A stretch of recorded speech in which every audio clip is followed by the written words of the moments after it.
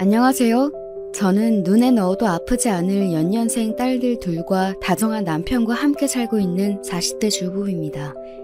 남편 출근시키고 아이들 등교시킨 후 짬짬이 여러분들 사연 듣는 낙으로 살고 있어요. 여기서 듣는 사연들 대부분이 결혼을 통해 만나게 된 사람과의 갈등을 주로 다루고 있잖아요. 저도 기혼이다 보니 남편과 결혼하지 않았더라면 평생 겪어볼 일 없었을 별 희한한 일들도 다 겪으며 살게 되더라고요. 특히나 오늘 제가 들려드리고 싶은 이야기는 결혼 생활 내내 제 신경을 있는 대로 긁던 제 손윗동서 이야기입니다. 남편은 3남매 중 둘째입니다. 위로 형님이 한 분 계시고 막내 시누이가 있죠. 시부모님은 연세가 많으셔서이기도 하지만 그 연세인 다른 어르신들과 비교해 보더라도 상당히 보수적인 편이십니다. 무조건 첫째가 잘 되어야 한다. 마지가 제대로 서야 집안이 바로 서는 거야. 그럼 장남이 제자리를 딱 지키고 있어야 집안이 제대로 돌아가는 게다. 그러니 너희들도 우리가 없으면 형님이 이 집안 가장 큰 어른이다 생각하고 성심을 다해 모셔야 한다. 아버지 하시는 말씀 새겨들 들어. 네, 아주 전형적인 장남이 최고야를 실천하시는 고리타분한 시부모님들 되시겠습니다. 두 분 중 한 분만 저러셔도 피곤할 판에 부부가 쌍으로 저러시니 집안 분위기가 어떨지는 가히 짐작이 되시죠? 저런 가정 환경에서 자란 탓인지 남편은 본인 부모 형제를 그다지 좋아하는 편이 아니었습니다. 왜 그렇지 않겠어요. 필요한 게 있어도 제 형보다 자기가 더 뛰어나도 결국 모든 건 형님한테 돌아갔으니까요. 학교 다닐 때 공부도 형보다 남편이 훨씬 잘했다고 합니다. 그럼에도 형님은 재수까지 시켜가며 아득바득 서울로 대학을 보냈는데 남편은 대학 시험 성적이 훨씬 좋았음에도 불구하고 장학금을 받을 수 있는 지방 국립대에 진학하길 강요하셨다고 합니다. 남편이 딱 한 번만 나머지는 자기가 학교 다니며 벌어서 다닐 테니 입학금이랑 첫 학기 등록금만 내달라고 그리 애원을 했다는데 들은 척도 안 하셨다고 해요. 결국 남편은 학창시절 내내 목표로 삼았던 서울의 명문대에 합격해 놓고도 눈물을 머금고 지방의 국립대학교에 진학했습니다. 상황이 이러니 아들도 아닌데다 막내로 태어난 시누이 사정은 더욱 좋지 못했습니다. 처음에는 아예 딸 자식은 대학 보낼 생각조차 없었더랍니다. 평생 온몸으로 차별을 경험한 남편이 제 막내 여동생까지 똑같은 꼴을 당하게 할 수는 없어 그간 과외며 온갖 아르바이트로 번 돈으로 대학 입학금을 내준 덕에 시누이는 간신히 대학을 갈 수 있었죠. 그 둘이 어디 성격에 못한 곳이 있거나 첫째인 아주버님에 비해 상대적으로 투자 가치가 떨어진다면 어디 저런 차별을 납득할 시도나마 해볼 것을 성적이나 성격이나 어떤 면을 보아도 아주버님보다 저 두 사람이 월등히 뛰어났습니다.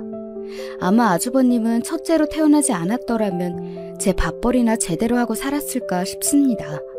저 같으면 부모가 첫째인 저만 챙기느라 동생들에게 그리 상처를 주는 걸 봤더라면 동생들에게 미안해서라도 잘해줬을 것 같은데 아주버님은 시부모님들께서 모든 지원을 제게 몰아주시는 걸 아주 당연하게 생각하는 사람이었습니다.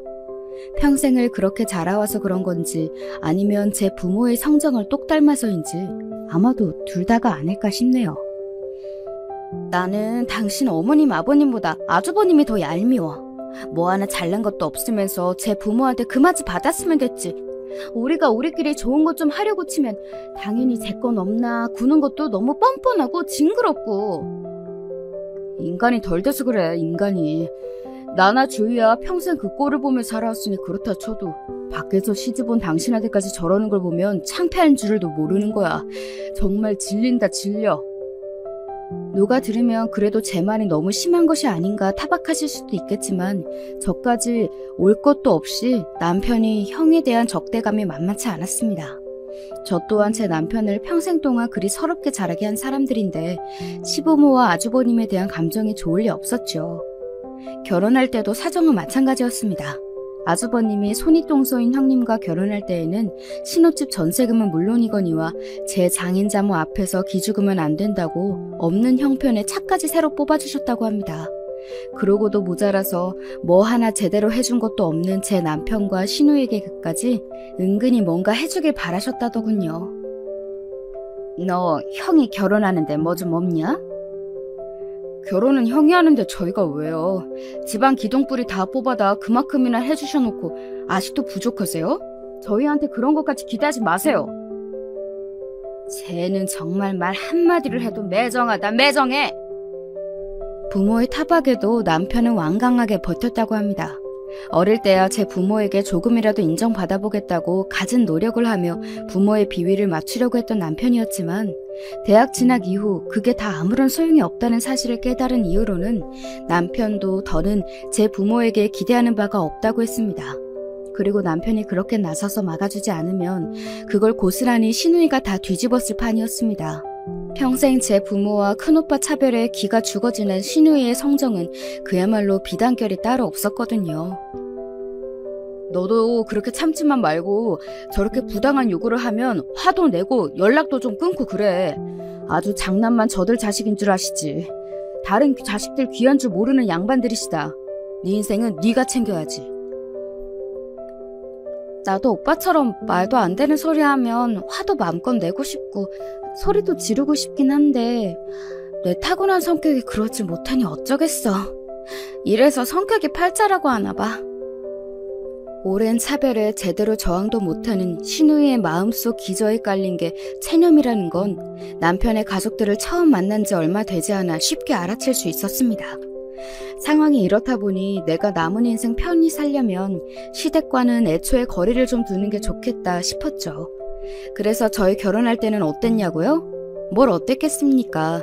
저희는 시댁으로부터 제대로 된 지원이라고는 한 푼도 받지 못하고 저희 둘이서 모든 걸 준비해야 했습니다. 물론 시댁 모르게 저희 집에서 조금씩 더 도움을 받긴 했지만요. 아이고, 셋 다 자기 배 아파 낳은 자식일 텐데 어찌 이리 모질까? 내 자식 시집 보냈다고 생각하니 뭐 하나 더 해주지 못한 것만 더 생각나고 아쉬운데. 사돈 내외도 같은 부모이신데 어쩌면 이렇게 무심해. 자네가 그간 자라며 마음고생이 심했겠어. 사정을 알고 제 남편에게 더 마음을 써주시는 제 친정어머니 앞에서 감사한 마음과 송구한 마음 그리고 창피한 마음을 동시에 느꼈을 남편이 가여웠습니다. 결혼해서는 내가 사랑을 듬뿍 쏟아서 저런 서운한 마음 다 털고 살 수 있게 해줘야지 다짐했습니다.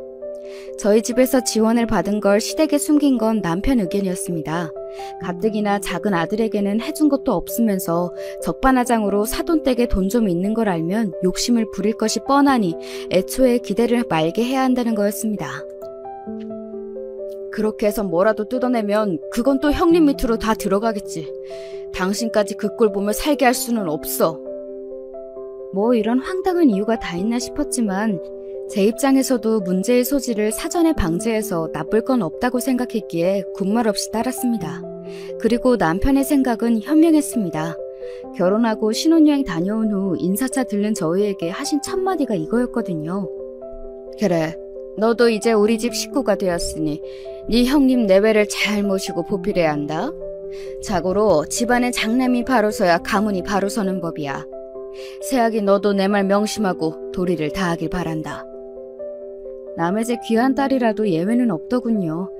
예, 대충 대답하고는 어지간해서는 시댁 쪽으로는 발걸음도 하지 말아야겠다 굳은 다짐을 했더랬죠. 시누이라고 상황이 다르지 않았습니다.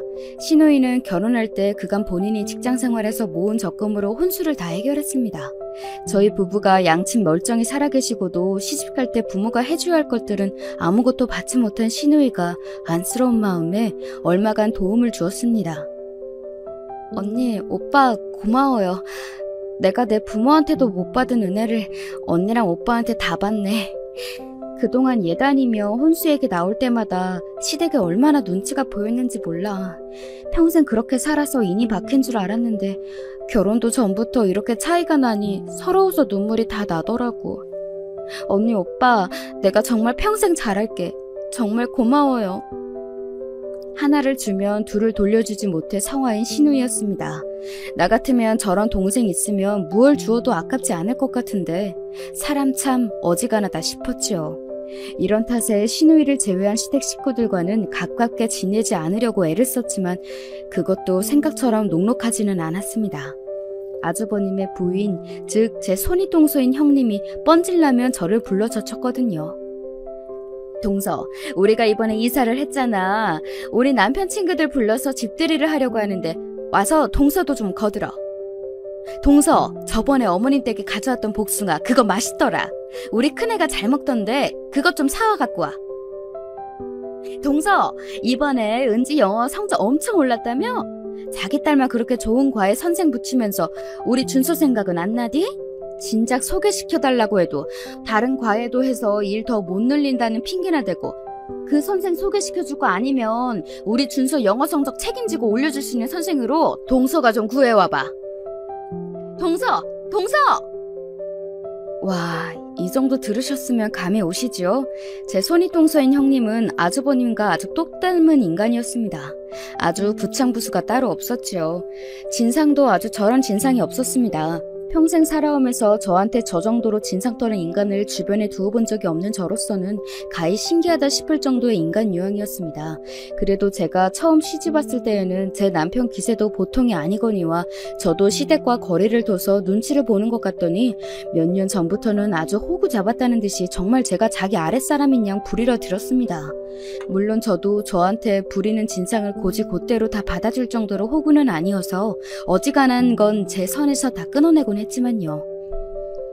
형님 아들인데 준서 성향이야 형님이 더 잘 아시겠죠. 아이한테 잘 맞는 선생 찾으려면 아이 공부 수준이나 성향이 잘 맞는 사람을 골라야 하는데 설마 숙모인 저보다도 잘 모르시는 건 아니죠? 몇 년을 저런 인간 성가신 연락 쳐내는데 이골이 나다 보니 동서를 살살 긁어가며 다루는 법도 어느새 익숙해지게 되었습니다. 아니, 나야 그냥 좀 도와달라는 거였지 뭐. 어디 우리 아들 교육을 다 맡긴다는 것도 아니고. 네, 물론 그러시겠죠. 준서하고 좀 더 상의해보시고 준서 더 잘 이끌어 주실 만한 분으로 한번 고민해보세요. 건성으로 대답하면서도 좀 신물이 나더군요. 아무리 대초에 익숙해졌다 하더라도 애초에 저렇게 피곤하게 구는 사람이 없다면 겪지 않아도 될 일을 매번 겪다 보니 그것만으로도 피로감이 상당했습니다. 뭐하러 그 진상을 다 받아줘? 받아주면 고마운 줄 모르고 더 들러붙을 생각이 나는데 상대해주지 마. 제 형님과 다를 바 없는 형수를 남편이라고 고운 눈길로 볼 리가 없었죠. 동서 때문에 스트레스 받는 저를 보며 남편이 항상 하는 말이 저거였습니다. 그러나 저라도 제대로 할 말이 없는 건 아니었습니다. 누군 뭐 받아주고 싶어서 받아주나? 뻔질나게 전화하면서 내가 연락 좀 피하면 아주 전화통화에 불이 나는걸. 찾아와서까지 진상 부리는 꼴을 안 보려면 그냥 전화로라도 해결하는 게 그나마 나으니까 그러는 거지. 성질 같아서는 확 그냥 한 대 쥐어박아서 버렸으면 소원이 없겠어. 나이도 나랑 동갑이면서 얼마나 손이 싸는 대접을 받으려고 유난을 떠는지 볼 때마다 기가 차서 진짜. 네, 그렇게 저를 아랫사람 부리도 부리지 못해 안달인 동서는 저보다 고작 생일이 2달 먼저인 동갑내기였습니다. 그러면서 형님 대접은 어지간히 받으려고 들었죠. 당장에 시부모님부터 손윗동서 잘 모시라고 잔소리를 해대는 편이니 얼마나 신이 났겠습니까? 집안의 질서가 바로 서야지. 아랫사람은 아랫사람답게 윗사람을 공경해야 집안의 질서가 바로 서는 거다. 거참 어지간히 좀 해요. 누가 들으면 무슨 몇백 년 된 양반 집안인 줄 알겠구만. 쥐뿔도 아닌 집에서 말 같지도 않은 질서 같은 소리 하지 말고. 이제 남편은 시부모님의 지긋지긋한 윗사람 대접 이야기를 가만히 들어 넘기지 않았습니다. 사실 남편 입장에서는 참을 만큼 참았잖아요. 거기다 이 집안에서 가장 잘 나가는 건 저희 남편이었거든요. 아주버님에게 그렇게 물심양면으로 지원을 아끼지 않았음에도 불구하고 결국 승승장구한 건 저희 남편이었습니다. 직장도 직급도 아주버님보다 남편이 훨씬 좋고 높았고 당연히 벌이도 남편이 더 좋았으니 집안 형편도 아주버님 댁 저희 집이랑 비할 바가 못 되었습니다. 그렇게 장남 노래를 불러가며 큰아들만 밀어주고 작은아들은 평생을 홀대해 왔는데 결과가 이렇게 되어버렸으니 시부모님도 참 면이 안 섰을 터였습니다. 그렇다고 해서 그리 정성을 아끼지 않았던 큰아들이 시부모님께 감사한 줄 알고 살뜰히 대했느냐 하면 그것도 아니었습니다. 제 동생들은 뒷전이고 저만 챙기는 부모님에게 아주버님이 뭘 보고 배웠겠습니까? 당신들 큰아들이 세상 제일인 줄 알고 키우신 덕에 저밖에 모르던 아이가 저밖에 모르는 어른이 된 건 어찌 보면 당연한 일이었죠. 그러다 보니 자식들 도움이 필요한 일이 있더라도 시부모님 입장에서는 선뜻 손 내밀 수 있는 자식이 없었습니다. 큰아들이야 이제 제 가정 이루고는 제 식구들이나 중한 줄 알았지 부모가 이거 필요하다 저거 필요하다 소리는 은근히 못 들은 척하기가 일쑤였습니다. 동서라고 뭐 그리 달랐겠어요. 제 남편도 안 챙기는 시부모님인데 저라고 챙길 이유가 없었겠지요. 그저 형님 잘 모셔야 한다는 저한테 잔소리나 할 때나 필요했을 거예요. 그러자고 저희 남편한테 손을 빌리자니 바늘 하나 꽂히지 않을 제 둘째 아들 성정을 감당할 자신이 없으셨겠죠. 그래도 제 어미 아비인데 네 서방도 참 모질다. 어머니도 똑같이 배 아파 낳은 자식들인데 아주버님이 가장 예쁘셨을 거 아니에요? 부모도 자식한테 그런데 뭐 하나 받은 것 없는 자식이라고 부모한테 그런 맘이 안 들겠어요? 뭐 인간관계는 가는 만큼 오는 거죠. 아직도 미안한 줄도 모르고 제 서운한 마음이 앞서는 시어머니 앞에서 바른 소리를 하기는 마다하지 않았습니다. 듣기 고가오도 어쩔 수 없지요. 아무리 서운해도 그간 평생 받아온 남편의 상처에 비할까요? 처음 시집 왔을 때는 고지식한 시부모님 때문에 결혼 생활이 고될까 다소 걱정스러웠는데 오히려 결혼 후에 저희 가정에 충실하고 시댁과의 관계에 단호하게 대처하는 남편 덕에 시부모님 대하는 일은 생각보다 껄끄럽지 않았습니다. 나이가 드실수록 자식들 손 벌릴 일은 많고 잘나가는 자식은 어렵고 이제 이빨 빠진 호랑이가 된 마당에 발언권이 줄어드는 건 자연스러운 일이었으니까요. 제 생각에 동갑내기 손윗동서가 그렇게도 제게 손윗사람 대접을 들으려 드는 데에는 아무리 생각해도 그런 이유가 가장 큰 것 같았습니다. 자기가 보기에도 아주버님과 제 남편이 너무 차이가 났을 테니까요. 집안의 큰형이라고 시부모들이 떠받들고 있기는 하지만 사실 아주버님한테 볼 게 뭐가 있습니까?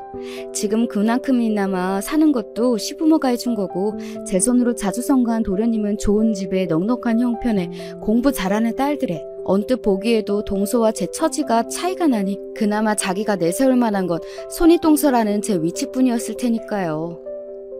어머님 말씀이 틀린 거 하나 없어. 사람이 윗사람을 공경할 줄 알아야지. 아랫사람이 윗사람한테 할 말 따박따박하고 그런 거 밖에서 보기 얼마나 없어 보이겠어? 그게 다 집안 품격 떨어뜨리는 일이라고. 본디 이 집에서 태어나신 양반이라도 되는 것처럼 짐짓 금럼하게 말하는 동갑내기 동서의 꼴이 참 애잔했습니다. 요새 젊은 꼰대들이 그렇게 많다던데 그 중에서도 동서가 최고였습니다. 꼴에 자존심은 있어가지고 남들이 들으면 비웃을 만한 저런 걸 가지고 제 자존심을 채워보겠다는 게 어찌 보면 좀 안 됐다 싶기도 했어요. 그러다 사달이 난 건 역시 자식 문제 때문이었습니다. 시댁 모임에 다녀온 지 얼마 되지 않아 우리 막내딸과 이야기를 나누다가 우연히 형님 댁 이야기가 나왔습니다. 엄마, 큰엄마네 집은 좀 이상한 것 같아. 나도 시집 올 때부터 그렇게 생각했단다. 속으로 그리 말하면 대꾸했습니다. 왜? 오빠들이 뭐라고 그래? 저번에 할아버지네 갔을 때 윤수 오빠가 그랬거든. 맨날 준서 오빠한테는 해달라는 거 다 해주면서 자기가 형한테 해준 거 나도 해달라 그러면 막 뭐라고 그런대. 이번에 시험 성적도 윤수 오빠가 훨씬 더 잘 나왔는데 준서 오빠한테만 갖고 싶다 하던 게임기 사주고 자기한테는 사주지도 않아서 형한테 빌려달라고 했더니 한 번 빌려주지도 않아서 자기 형 싫다고 막 그랬어. 윤서가 그런 소리를 해? 옆에서 잠자코 듣고 있던 남편이 말했습니다.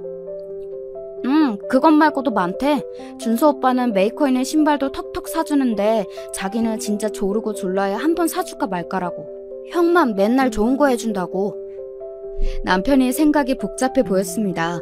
남편이 말하지 않아도 무슨 생각을 하고 있을지 훤히 들여다 보였습니다. 제 부모에게 보고 배운 걸 제 자식에게도 그대로 하고 있는 모양이었습니다. 속으로 윤서 너도 참 안타깝게 되었구나 안쓰러운 마음이 들었으니 남편 입장에서는 어린 조카가 마치 자신의 어릴 적과 겹쳐 보였을 테지요. 그리고 자꾸 비교하는 것도 짜증난다고. 아, 그 말 진짜 기분 나빴어. 왜? 또 뭐라고 했는데?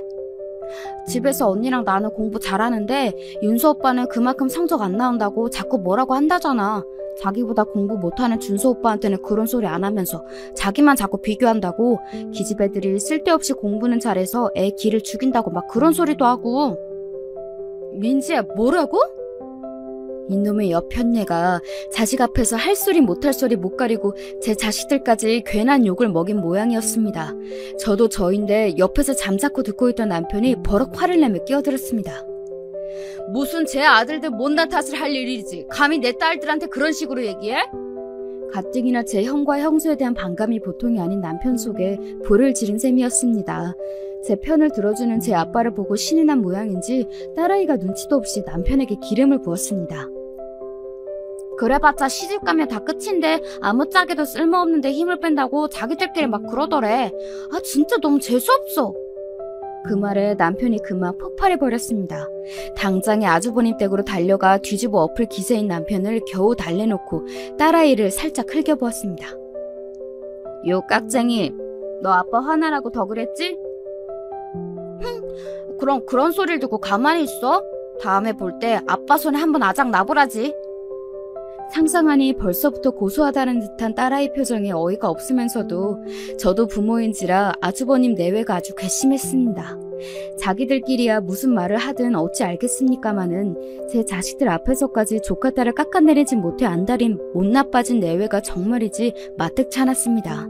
그리하여 다음 가족 모임 날 남편은 시댁을 아주 제대로 뒤집어 엎어버렸습니다. 내 딸들 키우는데 보태준 것도 없으면서 기집애니 어쩌니 조카 욕을 해?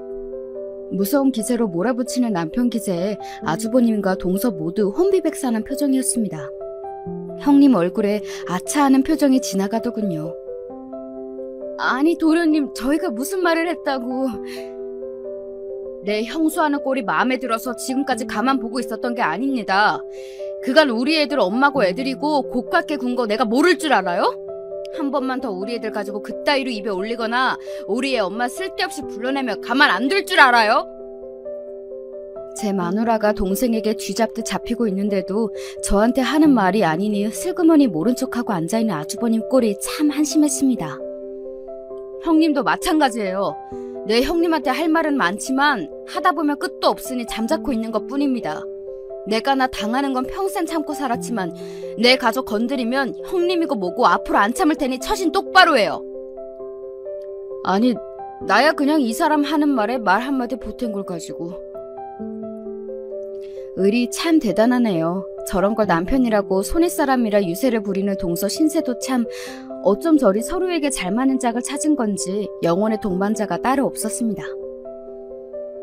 집안 꼴 아주 잘 돌아가네요.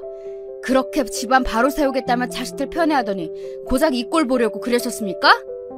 이내 불똥은 쥐죽은 듯 계시던 시부모님께 튀었습니다. 당신들 업보의 집안에 하루도 바람 잘 날이 없으니 뭐 들으실 말씀 들으신 셈이죠. 그 길로 남편은 저희들을 이끌고 시댁을 나섰습니다. 그리고 며칠 지나지 않아 전화를 받지 않는 제게 동서가 그거 그냥 집에서 우리끼리 한말 가지고 그렇게 사람을 무한하게 잡돌이를 하느냐. 뭐 궁시렁대는 문자를 보내왔으나 산뜻하게 무시했습니다. 정작 제 남편한테는 무서워서 못하는 소리를 만만한 저한테 하는 꼴까지 딱 형님다웠죠. 그러고는 당분간 시댁이며 동서며 불려다닐 일이 없어서 오히려 편했습니다. 요즘만 같으면 사는데 딱히 걸리는 일도 없겠다 싶은 간만에 평화로운 나날이었습니다. 제 며느리는 어려워할 줄 몰라도 아들 무서운 줄은 아시는 시부모님께서는 혹여 제 남편에게 이대로 팽 당할까 싶어 슬슬 눈치를 보며 다시 연락할 간을 보시는 모양이었습니다. 아무 힘도 없던 어린 시절 같았으며 당장에 내쫓길 일이 없겠지만 아무리 부모 자식 지간이라 하더라도 능력 있는 게 제 일이더군요. 매번 같은 일로 남편의 우라가 반복되는 상황이 계속되었지만 이제는 남편 성질대로 할 말 안 참고 속에 맺히는 것 없이 살 수 있게 되어서 다행이라는 생각을 했습니다.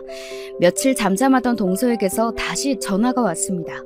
이번에는 또 뭘로 내 복장을 뒤집으려고 일어나 전화를 받기도 전에 가슴이 답답해졌지만 벌써 며칠이나 전화를 무시했으니 한 번쯤 받아줄 때도 됐다고 생각했습니다. 드디어 받네? 네, 무슨 일이세요, 형님? 우리가 뭐 무슨 일이 있어야 연락을 하나? 손윗사람이 여러 날 연락이 없으면 먼저 안부를 묻는 게 아랫사람 된돌이 아니야? 예, 혼장님 말씀 일장연설이 있겠습니다. 사람이 뭐 쉽게 바뀌겠습니까? 며칠 눈치 보는 척 하더니 그새 유효기간이 다 된 모양이었습니다. 제가 바빠서요. 형님, 용건 있으시면 하신 말씀 하세요. 이번에 우리 애들 외삼촌이 식당 개업을 하는데 공사 끝나고 어수선해서 아니 아직 엉망이야. 동서 어차피 집에서 노는데 나와서 청소도 좀 돕고 새로 개업하는데 뭐라도 좀 해주는 게 도리 아니겠어? 이 여편네가 진짜 돌았나. 하다하다 이제 제 수족 노릇도 모자라서 제 동생 한여 노릇까지 시키겠다는 겁니까? 간만에 우라통이 터졌습니다. 아주 무술이 부리는 상전도 저러지는 않을 겁니다. 형님, 정말 해도 너무하시네요. 제가 형님 아랫동서라니까 진짜로 형님이 마음대로 부려도 되는 사람인 줄 아시네요? 저도 저희 집에서 저희 부모님이 금이야 오기야 귀하게 키운 자식입니다. 형님한테 이따위 대접 받아도 되는 사람 아니에요, 저. 이 사람이 왜 이래? 어디다 소리를 질러 지금? 아니, 윗사람이 이 정도 말할 수도 있는 거지. 동서 진짜 쓸데없이 예민한 거 알아? 내가 진짜 아랫사람 무서워서 무슨 말도 못하겠네. 이런 경우는 없는 거야. 도리어 제가 버럭 역정을 내는데 진짜 기도 안 차더라고요. 더는 상대하고 싶지 않아 한마디 하고 전화를 끊어버렸습니다. 지금 하신 얘기는 못 들은 걸로 할게요. 그간은 애들 아빠 입장도 있고 형님 생각해서 들어드린 것도 있는데 앞으로는 이런 얘기하실 거면 굳이 연락 안 하셔도 돼요. 이만 끊습니다. 전화를 확 끊고 나서 생각을 곱씹으면 곱씹을수록 부하가 치밀어 올랐습니다. 아니, 쟤까짓 게 뭐라고 저를 이렇게 함부로 대합니까? 제 복장을 터뜨린 동서나 마찬가지로 진상인 아주버님, 그리고 저 둘의 진상의 원인 제공자인 시부모까지 싹 다 마음에 들지 않아 죽을 지경이었어요. 퇴근에 돌아와 혼자 속을 끓이고 있는 저를 본 남편이 자초지종을 듣고 열불을 내며 말했습니다. 그 집 종자들 인간 되기는 텄다 텄어. 예, 비정상인들 상대했다가 분통 터지는 건 정상인들 뿐이라고 했던가요? 오래 엮여 좋을 것이 없는 인간이었습니다. 그러게 진작 연락 받아주지 말라니까 뭘 또 그걸 받고 있어. 타박하는 남편 말을 귓등으로 들으며 내 언젠가 건수 하나 잡으면 제대로 피를 말려주리라 이를 부득부득 갈며 전의를 다졌습니다. 한바탕 서로 난리를 친 덕분인지 그러고 나서는 한동안 동서도 연락을 하지 않았습니다. 제발 이대로 좀 나한테서 떨어져라 싶었죠. 그러던 동서를 다시 만나게 된 건 아주 우연한 일이었습니다. 그날은 아이들이 새로 다닐 학원을 알아보느라 몇 군데 학원에 들러 학부모 상담을 받은 차였습니다. 조금 괜찮은 수업을 구하려다 보니 평소 다니던 곳보다 좀 멀리 나오게 되었어요. 종일 바쁘게 다닌지라 허기가 져서 인근 패스트푸드점에서 햄버거 세트를 하나 사서 허리 펴고 편하게 먹으려고 차 안으로 들어왔습니다. 편한 자세를 잡느라 운전석 시트를 뒤로 조정해가며 제끼고 있는데 차 안 유리를 통해 보이는 한 남녀의 모습이 눈에 들어왔습니다. 묘하게 익숙해 보이는 모습에 저도 모르게 몸을 앞으로 기울여 실눈을 뜨고 자세히 봤더니 웬 처음 보는 남자의 팔짱에 찰싹 달라붙어 거의 매달리시피 걷고 있는 여자는 세상에나 동서였습니다. 세상에나 맙소사, 제 입에서 온갖 감탄사는 다 튀어나왔습니다. 제가 알기로 동서에게 남자 형제는 남동생 하나뿐이었고 그나마도 제가 안면을 익히고 있었습니다. 딱 보기에도 보통 사이로 보이지 않는 동서 옆의 남자는 제 데이터를 아무리 찾아도 나오지 않는 낯선 남자였죠. 슬슬 해가 넘어가기 시작할 시각이었지만 아직 해가 지지 않아 밖이 환했습니다. 저 옆편네가 간이 배 밖으로 나온 모양이다. 아주 미쳐도 단단히 미친 모양이지. 저쪽에서 제 차 근처까지 걸어오는 그 짧은 시간 동안 정말이지 별의별 생각이 다 머릿속을 스치고 지나갔습니다. 그 찰나의 순간에 아, 이거 찍어야겠다는 생각이 번뜩 제 머리를 쳤습니다. 저는 황급히 스마트폰을 꺼내 남자와 동서의 모습을 동영상으로 찍었습니다. 동영상은 길지 않았습니다. 동서와 남자가 함께 한 건물 안으로 쏙 들어가 버렸습니다. 시선을 들어 간판을 확인하니 세상에 모텔이었습니다. 누가 들으면 아마 지원의 거짓말이라고 했을 겁니다. 이렇게 시기적절한 타이밍에 이런 우연이 다 있나요? 살다 바람 피우는 현장을 제 두 눈으로 목격하게 되리라고는 단 한 번도 상상해보진 못했습니다. 하물며 동서라니요. 순간 마치 주마등처럼 그간 동서가 제게 손이 어른 행세를 하며 저질러온 수많은 만행이 눈앞을 스치고 지나갔습니다.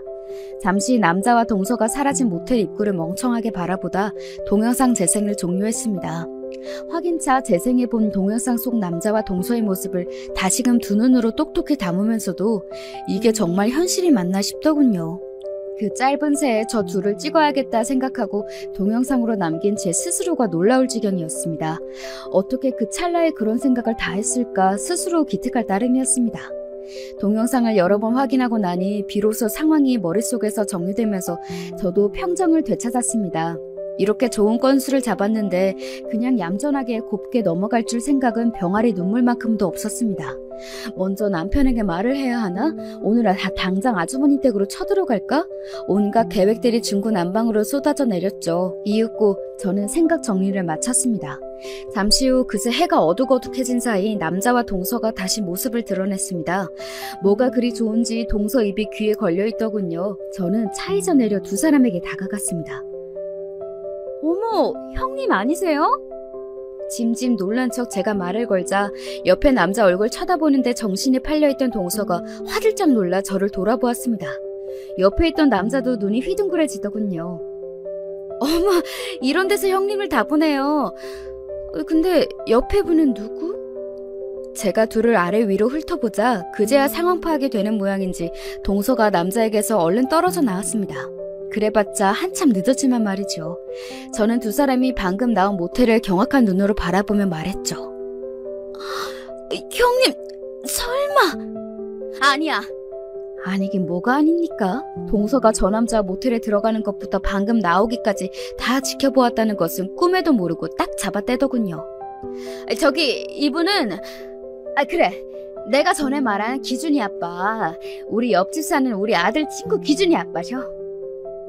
옆집이요? 제가 눈을 개슴츠레 뜨고 남자를 쳐다보자 남자도 당황해서 짓거리기 시작했습니다. 네, 안녕하세요. 준서 어머니 동서시구나. 누가 봐도 상황이 뻔한데 어떻게든 이 상황을 무마시켜 보려는 두 사람 노력이 눈물겨울 지경이었습니다. 저는 가자미 눈을 뜨고 남자를 다시 한번 쏘아봐주고는 동서에게 말했습니다. 여기 계속 서서 말씀하시겠어요? 저랑 같이 가실래요? 하실 말씀이 있으시구나. 그럼 저는 먼저 들어가 보겠습니다. 말씀들 잘 나누세요. 저까지 같이 붙들릴까 싶어 꽁지가 빠지게 도망가는 남자를 동서가 황망히 바라보았습니다. 남자를 골라도 어디서 꼭 저런 것들만 고를까. 애잔한 마음을 애써 감추며 동서를 똑바로 쳐다보았죠. 동서는 당황스러워 차마 저와 눈도 제대로 마주치지 못하더군요. 그나마 옆구리에 남자를 끼고 있을 때에는 횡성수설 상황을 무마하려는 시도라도 해보더니 남자가 자리를 뜬 이후에는 입도 못 대고 있는 동서 덕에 침묵이 길어지고 있었습니다. 따라오세요. 제 말에 흠칫하더니 잠시 망설이던 동서가 제 뒤를 따랐습니다. 타세요. 응? 저야 여기 서서 말해도 상관은 없는데 형님 괜찮으시겠어요? 제 말에 그제야 동서가 후다닥 제 차로 튀어들어갔습니다. 따라서 운전석에 몸을 실은 제가 잠시 아무 말이 없자 제 눈치를 살피던 동서가 먼저 입을 열더군요. 저 동서, 방금은 그게 좀 이상해 보일 것 같아서 내가 미리 말하는 건데 동서가 생각하는 그런 거 절대 아니다? 제가 무슨 생각을 하는데요? 어디 한번 혼자서 무슨 하나 드러나 보자 싶어 제가 물었더니 동서가 다급히 변명 같지도 않은 변명을 늘어놓기 시작했습니다. 저기 아까 본 사람은 우리 옆집 사는 우리의 친구 아빠인데 왜 내가 전에 한번 동서한테 얘기한 적 있지? 우리 옆집에 외국 살다가 들어온 가족이 있는데 사람들이 아주 괜찮다고. 나뿐만 아니라 우리 남편하고도 가족끼리 잘 지내서 같이 식사도 자주 하고 그런다고 왜. 네, 지나가다 얼핏 들었던 것도 같습니다. 허영이 심한 동서가 외국 생활을 하다가 들어왔다는 이웃의 가족에게 시기와 선망이 뒤섞인 눈빛으로 그 집 여자는 복도 많다며 투기하던 꼴을 본 것도 같네요. 그때는 그게 그저 잘난 서방 만나 외국물까지 먹은 옆집 여자에 대한 시기심 정도라고 생각했는데 그게 제 연적에 대한 질투였다 이거죠. 아주 혼자서 막장 드라마를 쓰고 있구나 속으로 동서에게 혀를 찼습니다. 제 남편을 둘째치고 제 아들 친구랑 어디 할 짓이 없어서 해도 지기 전에 저런 데를 다 들락거립니까? 저는 제 입으로 담기에도 민망한 짓을 하고 돌아다니는 동서꼴이 참 어처구니가 없었습니다. 그런데요? 그러면 가족끼리 같이 볼 일이지 이런 데서 남자랑 단 둘이 나오는 게 무슨 뜻인지 설마 모르고 하시는 말씀은 아니시죠? 아니래도 그러네. 그러니까 저 사람이 외국 살다 와서 영어를 아주 잘하거든. 근데 우리 애들이 영어가 약하잖아. 그래서 나는 애들 교육 상담 차원에서 그래 영어 배웠어 영어. 이게 웬 뚱딴지 같은 소리입니까? 지금 저보고 옆집 남자를 따로 단둘이서 몰래 모텔에서 만나서 영어 공부하고 나왔다는 걸 변명이라고 짓거리고 있는 겁니까? 제가 너무 어리 빠져서 잠시 말문이 막혀 있는데 멍청하게도 그걸 제 변명이 먹히고 있다고 생각한 건지 동서가 두서없이 주절대기 시작했습니다. 그래, 이 시간에 마땅히 갈 데도 없고 동서처럼 괜한 오해할 수도 있잖아. 그래서 그런 거지 진짜 아무 일도 없었다. 어? 동서, 막 혼자서 이상한 생각하고 그러면 안 돼? 너무 당황한 나머지 제가 뭐라고 떠들어대는지도 못 알아먹는 모양이었습니다. 저는 잠시 어리 빠져 있다가 그만 저도 모르게 박장대소하고 말았습니다. 제가 정신을 놓고 웃음을 터뜨리자 동서 얼굴이 그만 사색이 되었습니다. 저도 이제 틀렸구나 싶었던 모양이었지요. 저는 급기야 배까지 움켜쥐고 깔깔거리기 시작했습니다. 너무 웃어서 눈물까지 날 지경이었습니다. 세상에, 형님 놀라긴 진짜 놀라셨나 보다. 내가 살다 이런 말 같지도 않은 소리를 듣게 될 줄이야. 나 형님 이렇게 재밌는 사람인지 오늘 처음 알았잖아. 웬일이니 진짜. 제 웃음소리가 도무지 잦아들 기미가 보이지 않자 이제 형님 얼굴은 숫째 죽은 사람 마냥 핏기가 다 빠져버리고 말았습니다. 그러더니 두 손으로 제 한쪽 팔을 부여잡고는 이제 거의 애원을 하기 시작했습니다. 동서! 외간 남자랑 단둘이 모텔에서 영어 과외를 해? 네 진짜 내가 우리 형님 이렇게 공부 욕심이 많은 줄은 또 처음 알았네. 동서, 내가 잘못했어. 내가 이렇게 빌게, 응? 오늘 본 건 그냥 못 본 걸로 해주면 안 될까? 이거 알게 되면 나 우리 남편한테 맞아 죽어. 나 한 번만 살려주라, 동서, 응? 아니, 왜요? 아주버님한테도 아까 저한테 말한 것처럼 그렇게 말하면 되지. 아주 사람을 등신으로 봐도 정도가 있지. 아이고, 그걸 변명이라고 내뱉고 앉았어. 형님, 내가 형님 말한 그대로 꼭 전해줄게요. 아주버님, 형님이 학구열이 정말 굉장하세요. 아주버님이 아주 좋아서 뒤집어지시겠어요, 형님. 건수 제대로 잡은 제가 쉴 틈도 없이 몰아붙이자 동서 얼굴이 실시간으로 지옥에 떨어진 사람 같았습니다. 나이도 같은 주제에 그렇게 사람 하나 타깃으로 붙잡아서 갖은 진상을 다 떨더니 하필이면 저한테 걸렸으니 저도 아주 죽을 맛이었겠죠. 그러든지 말든지 저의 아주 꿀맛이었죠. 동서, 내가 동서 시키는 건 뭐든지 다 할게. 그동안 나 때문에 많이 서운했지. 내가 앞으로 동서한테 진짜 잘할 테니까 제발 이번 일만 넘어가주라. 어? 내가 진짜 이렇게 빌게. 어? 찔끔 눈물까지 짜며 제 앞에서 손이 발이 되도록 비는 동서 모습을 보니 고소했습니다. 하지만 저는 고작 이 정도로 만족할 생각이 없었습니다. 그간 제가 당한 게 얼마인데요. 그건 안 될 말이죠, 형님. 제가 알면서도 얘기를 안 하는 건 기만이잖아요. 잘못은 형님이 했는데 왜 저까지 형님하고 공범이 돼야 해요? 이거 감춰준 걸 알면 아주버님부터 아버님, 어머님까지 저까지 싹 잡아서 배신자라고 하실 게 뻔한데요. 왜 제가 형님 험을 감춰준다고 그렇게까지 해야 해요? 그럼 잠깐 시간이라도 벌어줘. 내가 책임지고 깔끔하게 해결할 테니까. 그때까지만.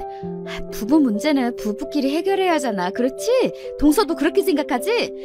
내가 정말 동서 들어달라는 건 뭐든지 다 들어줄 테니까 단 며칠만이라도 기다려줘. 제발 동서. 뭐 동서가 바람났다고 배신감 느낄 아주버님이나 시부모님 문제는 저로서는 앞일이긴 했습니다. 평소 언제 한 번이라도 살가웠던 적이 있었어야죠. 저는 짐짓 생각에 잠긴 신용을 하다 차분히 입을 떼었습니다.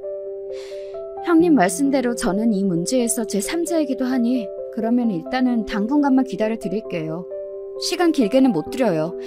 형님 입으로 직접 말씀드리고 두 분이서 제대로 해결 보세요. 은근슬쩍 넘어가시면 안 돼요. 고마워 동서. 내가 앞으로 진짜 잘할게. 그간 자기가 저한테 한 짓이 있는데 어떻게 저렇게 쉽게 넘어가 줄 거라고 생각하는 건지, 이건 순진한 건지 멍청한 건지 구분이 안 될 지경이었습니다. 저는 속으로 코웃음을 치면서 이 기회를 어떻게 최대한 뽑아먹을지 머리를 굴리기 시작했습니다. 다음날 아주 드물게 제가 먼저 동서에게 전화를 걸었습니다.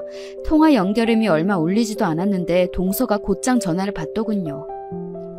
동서 어쩐 일이야? 동서 목소리에 바짝 긴장감이 서려 있었습니다. 곳에 제가 말을 바꿔 제 남편에게 실토하는 건 아닐까 불안했겠죠. 저는 태연하게 말했습니다. 아, 네, 형님. 제가 드릴 말씀이 있어서요.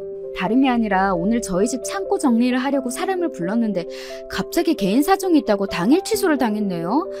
아, 벌써 짐은 있는 대로 다 벌려놨는데 저걸 어쩌겠어요. 형님이 와서 좀 도와주시겠어요? 왜요? 바쁘세요? 아니야. 지금 바로 갈게. 금방 갈게. 동서가 불이 나게 전화를 끊었습니다. 네, 볼 것도 없이 제 거짓말이었죠. 사람을 부르긴 뭘 부르겠습니까? 이렇게 꽁지가 빠지게 달려왔줄 동서가 있는데 말이죠. 동서는 어떻게 그 거리를 이리 빨리 왔나 싶을 정도로 쏜살같이 저희 집으로 달려왔습니다. 평소 시댁에서 보거나 약속을 잡아도 항상 가장 늦게 거만한 태도로 등장하던 사람이 예전 하던 짓과 비교하면 달라도 이렇게 다를 수가 없었습니다. 수고스러워서 어떡해. 근데 제가 요새 손목이 안 좋아서 사람을 쓴 거거든요. 오늘 형님이 수고 좀 해주세요. 그렇게 저는 오만 가지 짐이 뒤죽박죽인 창고 안으로 동서를 안내하고는 유유히 발길을 돌렸습니다. 도대체 어디서부터 손을 대야 할지 모르겠다는 표정으로 황망히 서 있는 동서 뒷모습을 고소한 마음으로 한번 쳐다보고는 어디 한번 맛 좀 봐라 하는 심정으로 내버려 두었습니다. 그렇게 그날 하루 종일 동서는 저희 집 창고를 쓸고 닫고 짐을 정리해놓고 그야말로 파김치가 되었습니다. 형님, 저희 애들 아빠 한약을 한차 하려는데 그 사람 체질에 맞다는 좋은 약재가 이 근방에는 없다고 그러네요. 아, 지방까지 가서 조달을 해야 한다고 하던데 시간 괜찮으시면 형님이 좀 구해다 주실 수 있으세요? 형님, 우리 민지 새 보습학원에 등록을 하려는데 그날 제가 다른 일정이 있어서요. 거기 학원생들 많이 몰려서 아침부터 미리 가서 줄 서서 기다려야 겨우 수강 좀 끊을 수 있거든요. 형님이 대신 가주실래요? 동서에게 시키는 잡심부름은 그날이 끝이 아니었습니다. 저는 오만 가지 이유를 다 갖다 붙이며 그간 동서에게 당한 짓을 그대로 돌려주었습니다. 처음에는 그저 천지분간 못하며 제가 시키는 대로 무수리 마냥 고개를 조아리던 동서도 이런 일이 반복되기 시작하자 차츰 제 성질머리가 돌아오기 시작했습니다. 아니, 그렇게 사람이 몰리면 그냥 근처 학원으로 보내던가 하지. 형님, 뭐라고요? 아니, 간다고, 가. 미처 못된 성질머리를 감추지 못하고 말투에서 처음과는 다른 반응이 나오는 걸 보면서 계획대로 되고 있구나 싶었습니다. 저 성미에 조만간 터질 때가 되었다고요. 아니나 다를까 제가 또다시 전화를 걸자 전에 없이 동서 목소리가 의기양양했습니다. 아주 건수 하나 잡았다고 신났지? 내가 언제까지 너한테 당해줄 줄 알았어? 그게 무슨 말씀이세요, 형님? 형님이 다 해주신다고 하셔서 저는 부탁을 드린 거죠. 형님이 거절하셨으면 저도 알아들었을 거예요. 이게 어디서 빤히 보이는 여우짓이야. 야, 거기 모텔 앞이라 CCTV도 없어. 너한테 있는 건 그 조동아리뿐인데 내가 아니라고 우기면 네가 뭐 어쩔 거야? 어? 며칠을 이를 갈며 좋지도 않은 머리를 쥐어짜 찾은 해결책이 저거인 모양이었습니다. 저는 속으로 콧방귀로 끼며 짐짓 놀란 척 대꾸했죠. 형님, 이건 약속이 다르죠. 스스로 말씀하시고 해결 보시기로 저랑 약속하셨잖아요. 대체 어쩌려고 이러세요? 약속은 무슨 약속? 니까지 거랑 내가 무슨 약속을 했다고? 너 같지도 않게 협박할 생각하지 마. 내가 머리를 다 쥐어뜯어버릴 테니까. 그 성미에 이 정도면 오래 참았죠. 저는 그날로 곧장 온 시댁 식구들에게 소집 문자를 보냈습니다. 동서에게는 가장 늦게 문자를 보냈어요. 이미 시댁의 아주버님과 시부모님, 저희 남편과 시누이까지 모일 사람들은 다 모였습니다. 뒤늦게 동서가 얼굴이 사색이 되어서는 헐레벌떡 뛰어들어왔습니다. 제가 이렇게 빨리 움직이리라고는 생각을 못한 모양이었습니다. 네가 진짜... 지금 누구 보고 너라고 하는 겁니까? 형수, 말 조심 안 해요? 가뜩이나 당황한 동서가 제게 하대하는 걸 듣고 제 남편이 한 소리 하자 그만 그대로 쪼그라들었습니다. 저는 짐짓 슬픈 표정으로 모두에게 말했습니다. 저 이걸 어떻게 말씀을 드려야 할지 몰라 망설였는데 계속 저 혼자 끌어안고 있는 건 아니다 싶어 말씀드려요. 사실은 얼마 전에 형님이 다른 남자랑 있는 걸 봤어요. 그 말에 그 자리에 있던 모두가 얼어붙었습니다. 특히 아주버님 멍청한 표정이 아주 압권이었어요. 저는 다시 안타깝다는 표정으로 말을 이었습니다. 진작 말씀을 드려야 했는데 죄송해요. 저도 어떻게 말씀을 드려야 할지 눈앞이 깜깜하기도 하고 특히 형님이 너 이거 말하면 정말 죽여버리겠다며 잠시 혼이 나가있던 아주버님이 갑자기 미친 사람처럼 눈을 희번덕거리며 동서를 쏘아보았습니다. 동서가 기겁을 하며 도리지를 치더군요. 아니야 여보. 당신 설마 저 말 믿는 거 아니지? 저 미친 개 거짓말을. 말이 끝나기도 전에 제가 몇 시간 전 동서와의 통화 녹음 파일을 재생했습니다. 이게 어디서 빤히 보이는 여우짓이야? 야, 거기 모텔 앞이라 CCTV도 없어. 너한테 있는 건 그 조동아리뿐인데 내가 아니라고 우기면 네가 뭐 어쩔 거야? 형님, 이건 약속이 다르죠. 스스로 말씀하시고 해결 보시기로 저랑 약속하셨잖아요. 대체 어쩌려고 이러세요?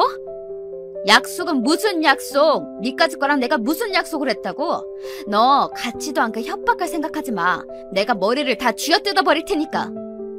제가 한 말을 그대로 돌려받은 동서가 온몸을 떨기 시작했습니다. 하지만 하이라이트는 이제 시작이었습니다. 제가 혹시나 싶어서 찍어둔 건데... 동영상 속 남자의 얼굴과 대문짝만하게 건물에 새겨진 모텔이라는 글자에 아주버님 눈깔이 그만 돌아버렸습니다. 순간 철썩 소리와 함께 동서가 바닥에 나동그라졌습니다. 제 마누라 뺨을 후려 갈기고도 분이 안 풀리는지 아주버님이 고래고래 악을 질러댔습니다. 이 처죽일 것들이, 이 더러운 것들이 내 앞에서는 그렇게 살살대면서 뒤로는 이따위 짓을 하고 다녀? 어떻게 나한테 이래? 이거 놔! 내가 오늘 저거 사다를 내고 말 테니까. 야, 너 어디가? 당장 이리 기어오지 못해? 동서가 기겁을 하고 질질 짜면서 바닥을 기어 도망쳤습니다. 아주버님은 동서를 잡아 죽이겠다며 악을 쓰고 그 꼴을 목도한 시부모님들도 거의 제정신이 아니셨죠. 아니 어떻게 우리 집안에서 이런 일이... 아이고 내가 너무 오래 산 모양이다. 이 꼴을 보느니 그만 죽어야지. 연불외도 중얼거리던 시어머니가 기어이 정신을 놓고 쓰러지면서 그 난장도 파장이 났습니다. 그리 귀해하시던 장남과 큰며느리의 만로가 일이 되었으니 제정신 붙들고 버티시기 힘들기도 하셨을 겁니다. 시어머니가 뒤로 넘어가는 걸 보면서도 그간 제 남편과 제게 했던 짓들을 생각하니 별로 안 됐다는 생각도 들지 않았어요. 뭐 어쩌겠어요. 이래서 사람이 평소 인망이 중요한 거죠. 집에 돌아오는 길에 말없이 묵묵히 운전만 열심히 하는 남편을 슬쩍 찔러보았습니다. 그렇게 장남이라고 대우해주고 당신은 상처를 주더니 조금 시원해지지 않았어? 이제 그럴 단계는 지났지. 저 사람들한테 그렇게 마음 쓰지도 않아. 그러기도 아깝고. 생각보다 담담하게 말하는 남편을 보며 이걸로라도 남편의 그간 맺힌 한이 조금 풀려졌으면 했는데 다시 곰곰이 생각해보니 이제 정을 뗀 사람들이니 더 이상 남편 심기에 크게 영향을 미치진 못해 저러나 보다 싶어 차라리 다행인 건가 싶더군요. 그 이후로 시부모님 입에서 장남이 제일 중하니 첫째가 잘 되어야 집안이 바로 산다니 하는 소리는 그만 쏙 들어가 버렸습니다. 뭐 본인들도 할 말이 없겠지요. 예전보다도 더 제 남편 앞에서 기가 죽어 쪼그라든 모습을 보며 진작 다른 자식들에게 남들 하는 많지만 했어도 서로 좋았을걸. 왜 부모 대접도 제대로 못 받게 저렇게밖에 못 사셨나 싶어 그저 입맛이 썼습니다. 동서내외는 아직도 이혼을 한 해 만에 지지고 볶으며 사는 중입니다. 어찌나 요란스레 싸우대는지 벌써 주민신고가 여러 번 들어가 전셋집에서도 내쫓길 판이라네요. 아주버님이 옆집 남자 머리채를 잡은 게 동네방네 소문이 나서 동서는 얼굴도 못 들고 살고 있습니다. 가끔 싸우다 맨발로 내쫓긴 모습이 목격되기도 한다지요. 그러면서도 애들 때문에 갈라서질 못하는지 저렇게 서로의 지옥이 되어 계속 붙어살 모양인가 싶기도 해요. 그저 애들만 안 됐죠. 제 황당무계한 시댁 이야기는 여기까지입니다. 재미라고 하긴 좀 못하지만 시원하게 들으셨는지 모르겠네요. 이야기 들어주셔서 감사해요.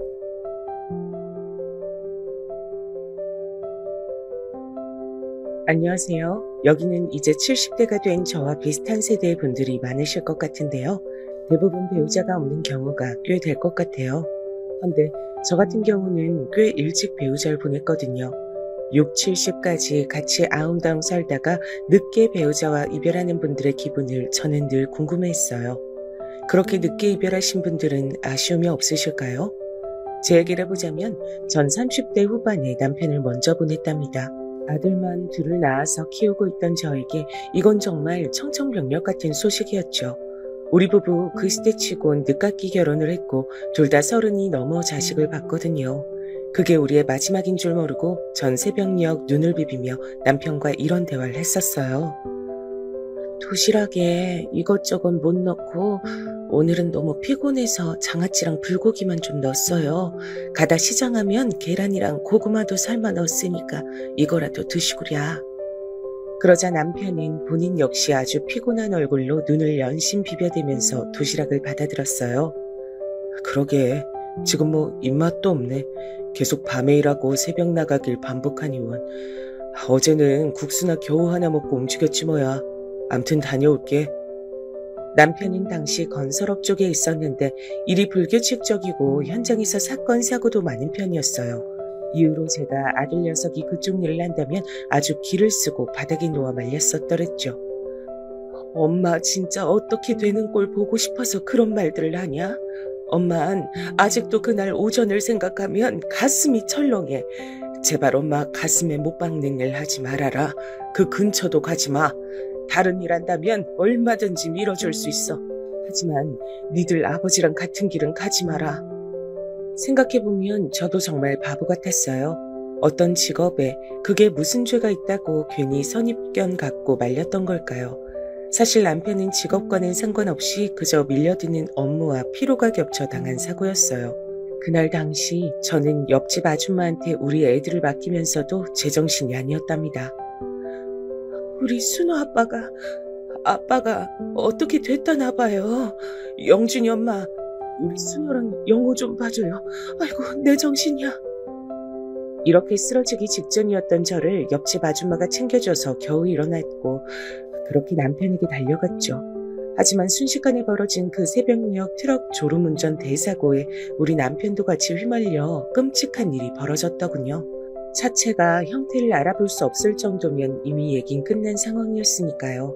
저희 친정엄마가 옆에서 얼마나 우셨는지 차마 울지도 못하는 절 대신해서 통곡을 하셨어요. 아이고, 우리 딸 어떡하나. 이렇게 일찍 서방을 보낼 줄 누가 알았겠어. 아이고, 너희들 다 불쌍해서 어쩌냐. 친정엄마는 워낙 먼 곳에 살고 계셨기 때문에 절 도와주실 수 없었고 끔찍한 사고로 먼저 간 사위도 너무 불쌍하게 생각하셨던 것 같아요. 아무튼 곡소리가 끊이질 않던 그 밤을 잊을 수가 없답니다. 어쩌면 다들 그러실지 모르겠지만 전 남편과 그렇게 사이가 좋은 것도 나쁜 것도 아니었어요. 그냥 자식을 키우며 서로 지탱해주기도 하고 밀어주기도 하면서 버티는 사이였죠. 사랑이라든지 그런 건 잘 모르겠어요. 그런 건 같이 살면서 서로 불쌍히 여기면서 생기는 게 아닐까 싶네요. 아무튼 전 여러 가지 감정을 그땐 제대로 추스리지 못하고 누구에게 말로 잘 정리도 못 해본 채로 남편을 일찍 보내게 됐어요. 그 뒤의 날들은 말도 못하게 저에게 험한 날들이었지만 결론부터 말하자면 어찌어찌 아들들 키워서 대학 보내고 취업도 잘 시키고 장가도 보냈답니다. 큰아들 순호는 물러 터진 성격인데 반대로 아주 야무진 배우자를 만났어요. 큰며느리는 언제나 대범하게 일을 처리하는 성격이었는데 한 가지 걱정이 있다면 며느리들끼리 사이가 썩 좋지 않았단 거예요. 어머니, 저는 동서랑 좀 잘 안 맞는 것 같아요. 아무리 저랑 나이 차이가 좀 많이 난다지만 그래도 저런 식으로 사회생활 하면 욕먹을걸요? 서방님도 성격 순하신 편인데 좀 더 야무진 타입을 만나셨으면 좋았을걸. 암튼 우리 동선 저와 어머니 스타일은 영 아니에요. 혼자 별세기 사람 같다니까요. 큰며느리 말 맞다나 둘째 며느리는 숫기가 없긴 했답니다. 명절 때 와서도 거의 큰며느리가 진두지휘하는 맞춰서 일을 했고 뾰루퉁한 얼굴로 불편해할 때도 있었어요. 저도 저희 친정에 빨리 가고 싶어요, 어머니. 형님네랑 다 같이 모였고 인사도 했으니까 이제 그만 움직이면 안 될까요? 저희 엄마 아빠도 기다리시는데. 그럼 옆에서 큰며느리가 면박을 주긴 했었답니다. 어머, 동서. 그런 건 어른들이 말씀하시게 둬야지. 왜 간담한다 본인이 정해? 우리끼리 놀고 먹자고 모인 자리 아니잖아. 진짜 동선 하고 싶은 말 다 하고 산다. 그럼 둘째도 지지 않고 받아치는 게 막상 우리 아들 형제끼리는 안 싸우고 살았는데 얘네 때문에 좀 지치는 거예요. 응? 그 말은 좀 어폐가 있네요. 그럼 형님도 하고 싶은 말인 건데 못 하시는 거 아니에요? 제가 대신 해드렸으니까 고마워하셔야 되는 거 아닌가요? 아님 형님은 더 계셔도 돼요. 저랑 남편이랑 일찍 일어나도 되고요. 이렇게 분위기가 흘러가니 둘이 매번 으르렁거리고 저와 아들 둘은 중간에서 눈치를 봐야 했어요. 그래도 다행히 모이라면 같이 모이긴 했었죠. 하지만 이렇게 어찌저찌 서로 잘 맞춰 흘러가던 날들은 얼마 뒤 깨지게 됐는데 전 참 이 말이 싫은데 그 굴레를 벗어날 수 없나 봐요. 왜 남자 복 없는 여잔 줄줄이 엮이는 남자마다 복이 없다고 하잖아요. 친정아버지도 일찍 돌아가셨고 남편도 일찍 보낸 전 이후에 둘째 아들마저 사고로 일찍 보내게 됐어요. 뭐? 영호가 사고가 났어? 어머니, 저도 지금 급하게 연락받았어요. 심각한 상황인 것 같아요. 전 연락을 받고 얼마나 기가 막혔는지 그때 병원으로 가는 택시 안에서 가슴을 부여잡고 계속 빌었어요. 제발 살아있기만 해라. 목숨이 붙어있기만 해라. 그 뒤로는 뭐든 다 좋다. 뭐든 엄마가 다 감당하마. 이러면서 말이에요. 하지만 참 저도 나이를 먹고 보니 어떤 게 좋은 일인지 안 좋은 일인지 잘 모르겠어요. 이전에 제 친구가 다른 일로 비슷하게 남편 사고를 겪었는데 이런 말을 했었거든요. 나는 남편 사고 났을 때 하늘이 무너지는 줄 알았어. 죽진 않았으니 다행이라 생각했지. 근데 사람 마음 참 간사해. 몇 년 지나니까 이렇게 아픈 상태로 돈은 돈대로 깨지고 수발들다 보니 나 내 인생이 너무 억울한 거 있지. 난 왜 이렇게 못됐을까. 그 말을 듣고 저는 쉽게 결론을 내릴 수 없는 얘기라고 생각했는데요. 제 아들 입장이 돼보니 글쎄요. 전 제발 살아있기만을 바라게 됐죠. 하지만 제 뜻대로 돼주진 않더라고요. 지금에 와선 뭐가 맞는지 모르겠지만요. 영호, 우리 영호, 세상에 하늘도 무심하시지. 어떻게 그렇게 지 아빠처럼 바로 데려가시냐.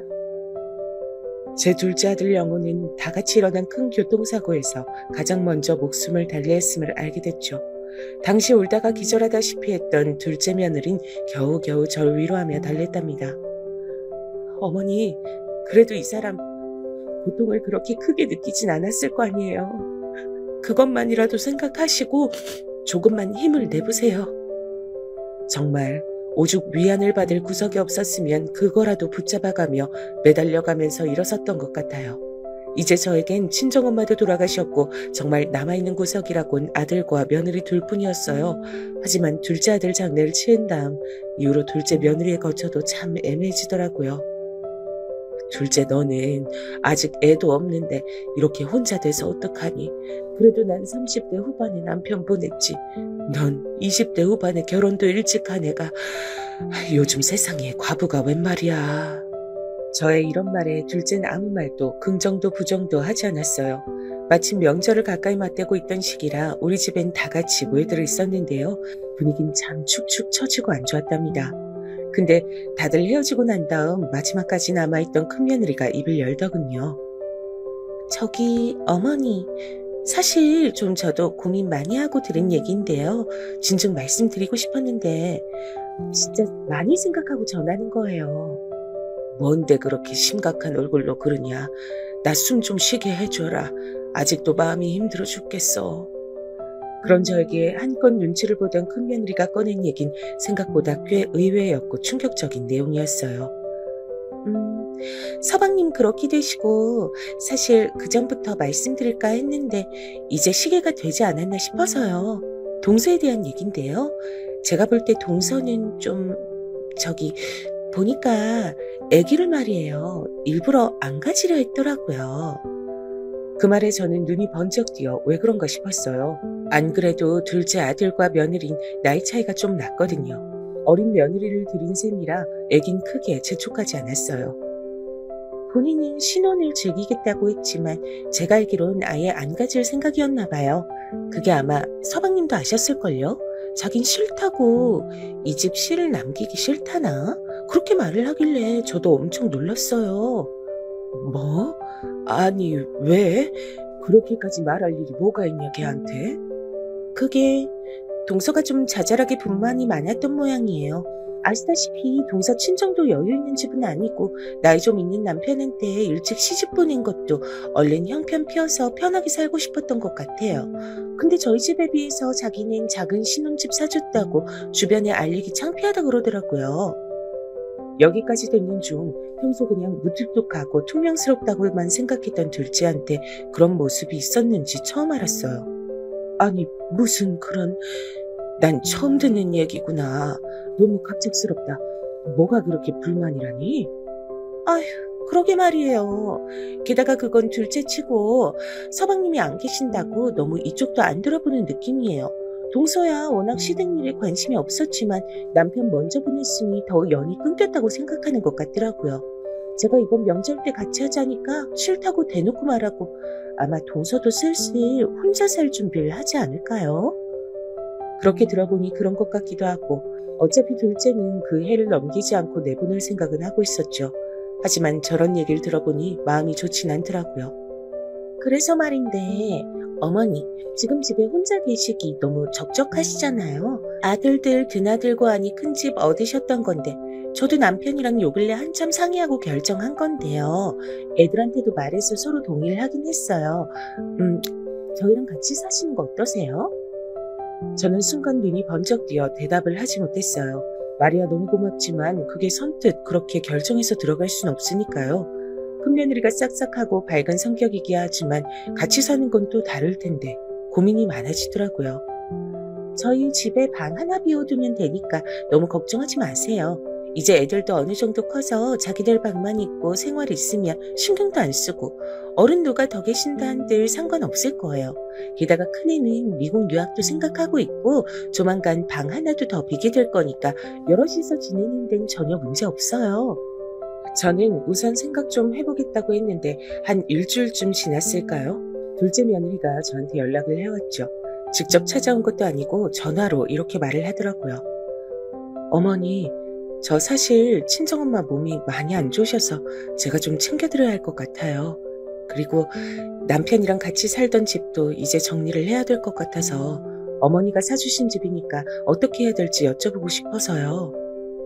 이 말인즉슨 자기도 이제 이 집에서 나가 별개의 삶을 살겠다는 거였어요. 친정 사정도 있다지만 겸사겸사 다 그쪽으로 이어지는 말이었으니까요. 사실 큰며느리로부터 그런 찝찝한 얘기들을 다 듣지 않았다면 흔쾌히 보내줬을 텐데 어쨌건 저는 알겠다고 하고 마무리 지었답니다. 그래, 그렇게 해야 된다고 생각했었어. 둘째 너도 고생 많구나. 친정어머니 잘 챙겨드리고 내 대신 안부도 전해드리고 자세한 건 만나서 나누자꾸나. 이 부분을 큰며느리랑 통화하는 중에 말했더니 거보라고 자기 말이 맞지 않냐고 하더라고요. 동서는 그 말할 타이밍만 찾고 있었던 거겠죠. 보세요. 제 말이 맞잖아요. 친정엄마는 무슨 그냥 다 빼고 나가겠다고 말하기 자기도 좀 민망하니까 핑계대는 거죠. 어머니, 이렇게 된 마당에 너무 오래 생각하지 마시고 저희랑 합치시는 게 어때요? 저 이미 이것저것 필요한 거 다 알아봤어요, 어머니. 이렇게 되어 저는 기존에 살고 있던 집을 팔게 되었고요. 저와 아들네 부부 그리고 손주들까지 같이 살만한 집을 찾다 보니 새로운 동네로 이사를 가야 했답니다. 구구절절 꼼꼼하게 큰며느리가 다 알아보고 알려줬죠. 이쪽 부분이 학군도 좋고 오랫도록 저희랑 애들 보면서 같이 사시기 좋으니까요. 그리고 어머니 연세 있으시니까 이제 대학병원 근처에서 지내는 게 좋아요. 그전에 계셨던 집은 다 차 타고 움직여야 하는 동네였잖아요. 이쪽으로 나오시길 잘하신 것 같아요. 그래서 저도 흔쾌히 수락을 했고 이후로 같이 사는 생활이 시작됐답니다. 우선은 큰 손주가 한창 공부해야 될 때였기 때문에 저도 귀여운 손주들의 앞날을 생각해서 맞추게 됐죠. 그렇다면 이후의 생활은 어땠냐고요? 적어도 뭐랄까 이때 이후에 1년 동안은 큰 문제가 없었어요. 그러니 저도 아무것도 모른 채 모든 걸 다 맡긴 채 태평하게 지내고 있었겠죠. 이게 무슨 말이냐면 이후로 저에게 엄청난 신변의 변화가 일어났거든요. 전 제가 오래 살았던 그 낡은 아파트와 아이들과 살림을 합치기 위해 처분했던 그 꼬마 빌딩까지 훗날 그렇게 사무치게 그리워서 울게 될 줄 몰랐어요. 여기서 제가 한 가지 말씀을 드리고 싶은 건 가급적 관짝 닫을 때까지 자식도 믿지 말란 말씀 드리고 싶네요. 제가 그 피해자 중 한 명이니까요. 사실 이후로 1년간은 조용히 모든 게 무던하게 흘러갔어요. 큰아들은 해외 업무가 많은지라 집에 잘 없기도 했고요. 큰 며느리는 자기 자식들 공부 때문에 맨날 어디 쫓아다니고 중간에 일도 하고 어쩌고 하면서 얘네들과 마찰은 없었죠. 그런데 그해 겨울쯤이었을까요? 큰 며느리가 갑자기 얘기를 꺼내는 거예요. 저기 어머니, 저희 이번에 진우 학교 때문에 많이 알아봤는데 원래는 진우만 보내려고 했었거든요. 근데 아무리 애아빠 출장이 그쪽이 많다고 한들 가족이 같이 가는 거랑 따로 사는 건 틀리니까 어떻게 생각하세요? 저희랑 같이 미국 가시는 거요. 미국? 내가 같이 가야 하는 거야? 그런데 어쩔 수 없어서요. 어머니 여기 혼자 계실 순 없잖아요. 어머니만 계시게 할 수는 없다고 애아빠도 그렇게 말하고 가서도 저도 적응하느라 계속 바쁘긴 하겠지만 어머니도 그때같이 쉬엄쉬엄 다니시면서 현지 분위기 익히시면 되죠. 한인 커뮤니티도 잘 돼 있는 곳으로 가려고 해요. 그러면서 큰며느리는 몇 가지 자기가 조사해온 것들을 설명해주고 팜플렛이니 뭐니 여러 가지 보여주긴 했어요. 근데 저만 그런 걸까요? 이 나이에 벌컥 해외로 떠나 게다가 안 그래도 저의 세대 기준으로는 어렵고 무섭게 생각하는 영어권 나라에 제가 필요하지 않은 이유로 가 있다는 게 말이 될까요? 하지만 이런 걸 누군가에게 상담하고 싶어도 이미 거처를 애들 맞춰서 옮긴 제 입장에선 그럴 만한 사람도 없었어요. 시간이 지나면서 평소 말도 별로 없고 늘 바쁜 큰아들도 한마디 하더라고요. 엄마, 이 사람 말 듣고 그냥 같이 가지 그래. 혼자 여기 있어서 뭐 할 거야? 아무도 챙겨줄 사람이 없잖아. 가서도 그렇게 무서워할 거 없어. 나랑 집사람이랑 진우랑 민우 싹 다 영어 되는데 뭐가 걱정이야? 난 기러기 아빠랑 못 살아. 그렇게 하면 엄마랑 여기 남아서 살 수도 있겠지만 아무튼 이 사람 믿고 맡겨봐 엄마. 제가 너무 결정을 못 내리니 이렇게 아들에게까지 설득권이 넘어간 것 같은데 다시 봐도 제가 참 잘못한 것 같긴 해요. 이때 떠밀려서 어영부영 가는 쪽으로 얘기가 정해졌으니까요. 하지만 아무리 온 가족이 움직이는 상황에서 바쁘다고 하지만 큰며느리도 많이 예민해져서인지 저랑 이때부터 마찰이 생겼어요. 어머니, 저 지금 진우 때문에 학교 수속하고 너무 정신없는데 그런 거 일일이 물어보시면 답을 다 해드리기가 어려워요. 이게 5명 다 같이 옮겨가는 게 보통 일이 아니어서요. 그리고 어머니도 수속하실 거 있으시니까 제가 조만간 다시 알려드릴게요. 지금은 너무 바쁜데 궁금하신 거 나중에 알려드려도 될까요? 이렇게 말투가 차가워진 며느리를 보면서 정말 내가 따라가는 게 맞는 건지 일순간 의문이 들더라고요. 하지만 저도 기본적으로 알아야 하는 게 있으니 시간이 지나 물었고 급기야 저도 이렇게 말하게 됐어요. 이렇게 자꾸 복잡하고 큰일 앞두고 물어보고 싶은 것도 못 묻고 눈치만 보느니 안 가는 게 낫겠다. 니들끼리만 가고 난 다 물러줘. 혼자 알아서 살 테니까. 그러자 큰며느린 이 말에 움찔했는지 다시 절 달래더라고요. 어머니, 참 왜 이러세요. 제가 잘못했어요. 어머니도 궁금하신 거 많으실 텐데 제가 너무 정신이 없었나 봐요. 그리고 이제 와서 안 가신다고 하면 저도 곤란해요.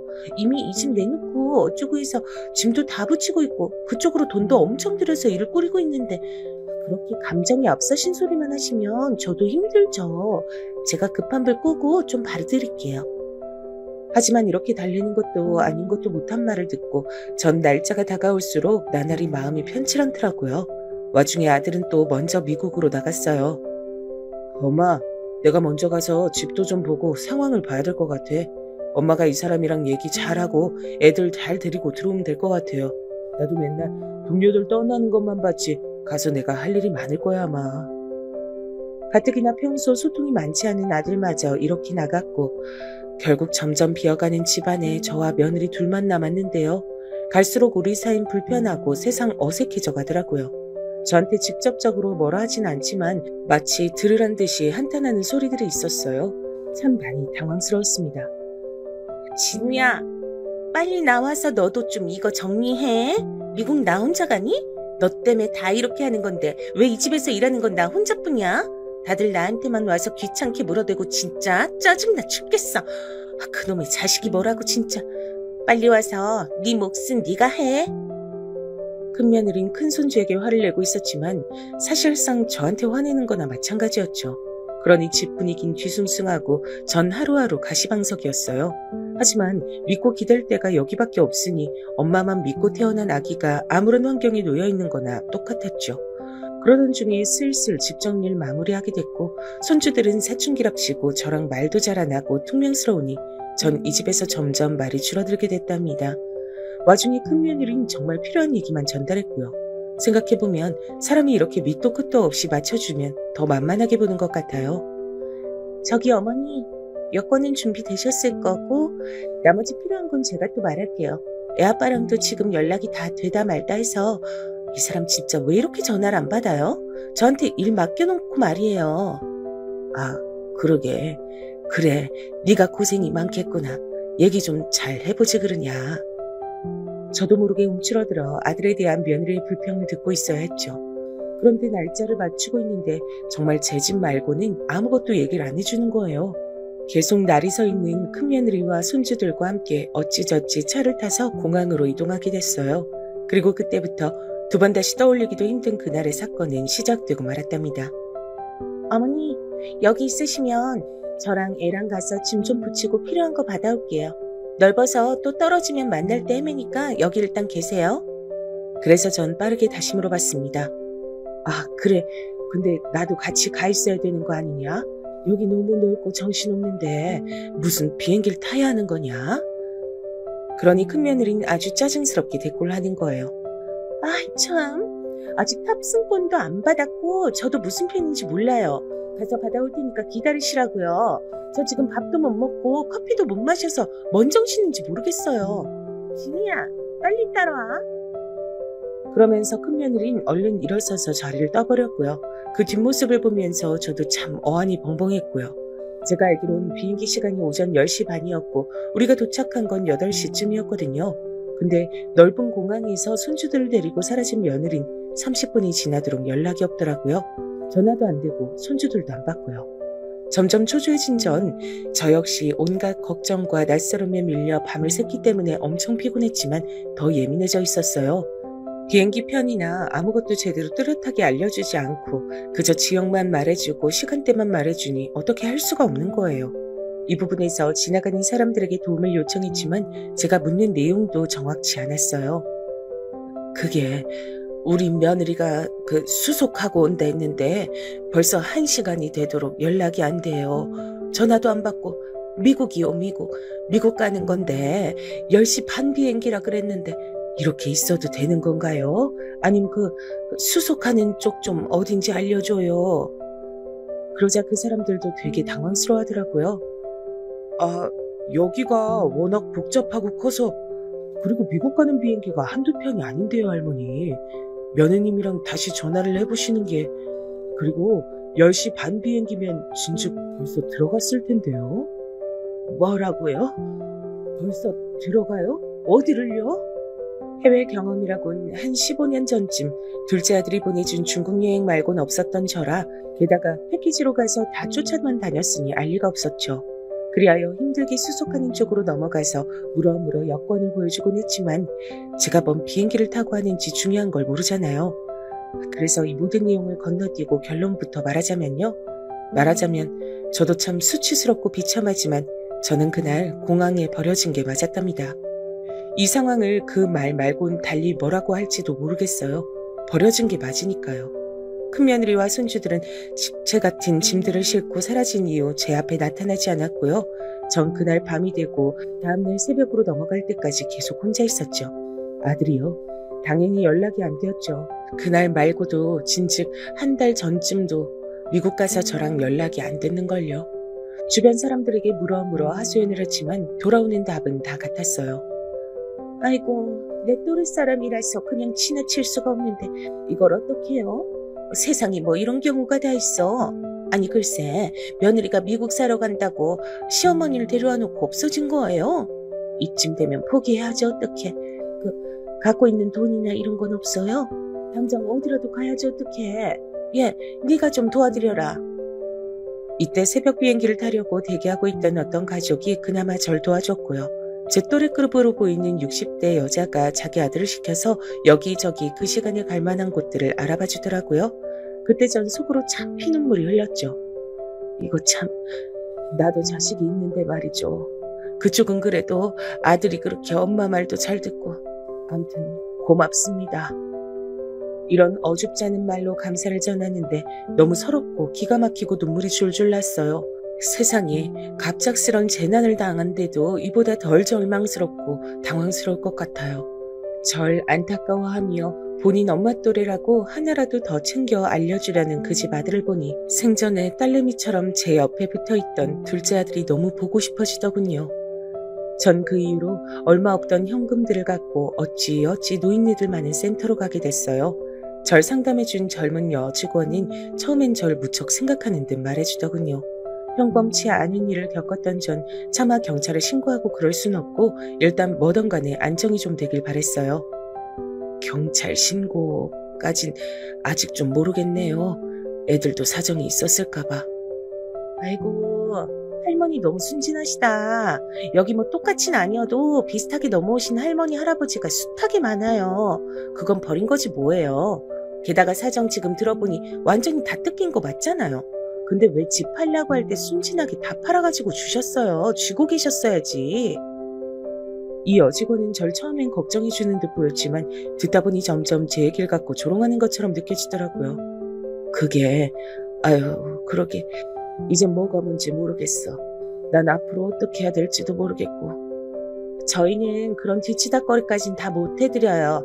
그냥 여기 좀 머무시다가 갈 곳 생기시면 보내드리면 되는 거고, 없어도 엄연히 저희도 장소 제공이 식사 다 드리는 거니까 금액 지불하셔야 되고요. 지금 돈은 얼마나 갖고 계세요? 선불로 계약을 해야 하실 수 있어요. 제가 갖고 있던 돈은 얼마 없었고 간신히 선불을 낼 수 있어서 얼마 계약을 했는데요. 이후로도 진짜 크고 작은 힘든 일이 너무 많았어요. 여기 다 설명할 순 없지만 노인네가 왜 나이 들면 돈을 쥐고 있어야 하는지 처절하게 경험을 했답니다. 할머니, 우리 곧 있으면 연장 계약해야 되는데 예산 되시는 거 맞아요? 실은 우리가 자리가 없어서 빨리빨리 회전이 돌아야 되거든요. 아직도 며느리랑 아들이랑은 연락 안 되시는 거예요? 저 역시 이 부분은 비참하고 힘든 부분이라 그나마 맞다고 수긍을 했더니 대놓고 앞에서 막 조롱을 하는 거예요. 그럼 얼마 못 계시겠네. 그때 갖고 계신 게 전부라면서요. 그럼 이번 주까지만 계시고 자리 빼줘야 돼요. 그러게 너무 섣부르셨다 진짜. 지금까지 연락 없으면 자식들이 시어머니 버린 거 맞죠? 하여간 노인네가 되면 지능이 절로 떨어지나?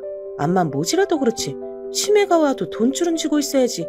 너무 대책들이 없다니까. 이 말들을 다시 생각하면 너무 화가 나고 같이 싸우고 싶지만 저는 말 맞다나 그럴 주제가 못 되는 상황이었어요. 당장 얼마 안 되어 쫓겨나게 됐으니 무슨 여력이 더 있겠나요? 얼마 없는 제 짐들을 갖고 방으로 나올 땐 더 매몰차게 대하더군요. 그 뒤로 전 중간 끝도 없이 정말 말도 안 되는 곳들을 중심으로 겉돌며 지냈죠.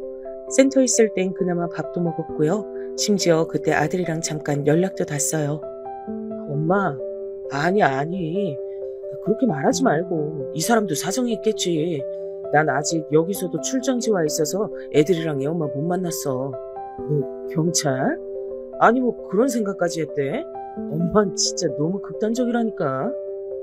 너 지금 엄마가 어떤 상황에 있는 거 아니?